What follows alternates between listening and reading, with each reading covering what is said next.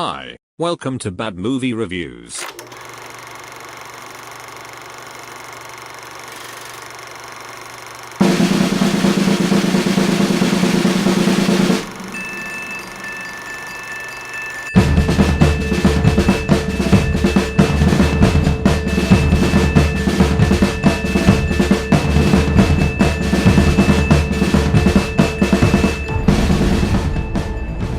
If we do this, we'd be going in short-handed. Yeah, you mean because he killed all our friends? We owe this to everyone who's not in this room to try. This 22nd entry in the MCU doesn't serve as a satisfying culmination of all that's preceded it, though the Russo brothers certainly lean hard into the dewy-eyed, apocalyptic Sturm und Drang. You'd think they were putting the finishing touches on the Bible, though there's never a sense that society is truly in irrevocable decay. It's all good even when it isn't. Death is a mostly reversible ploy, and sacrifice is a self-centered concept, a burnish to the ego above all else. It's telling that in one scene Captain America stops to admire his own ass. To me.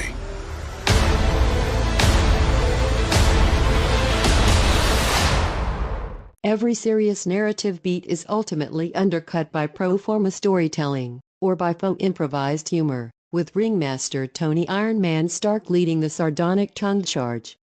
Elsewhere, bona fide celebs like Michael Douglas, Michelle Pfeiffer, and Natalie Portman are reduced to glorified extras.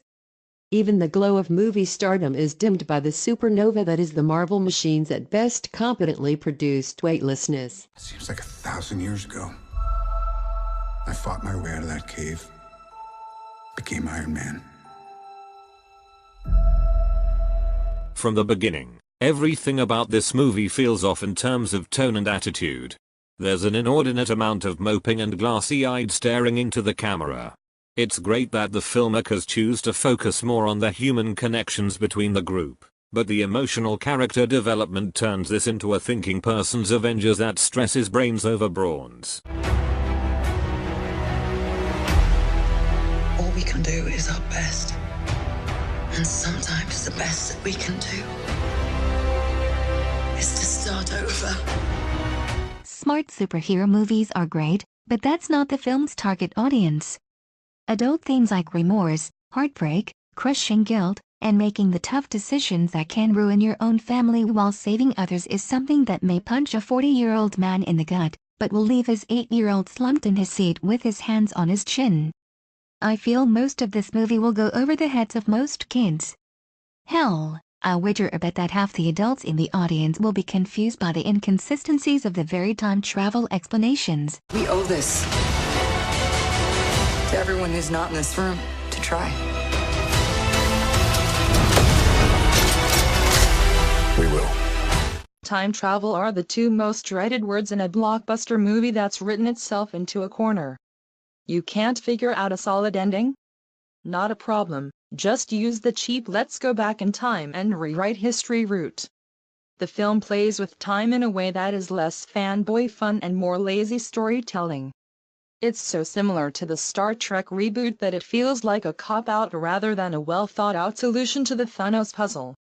Once again, fan theories that have peppered the internet in the last year prove to be more exciting and interesting than the actual movie.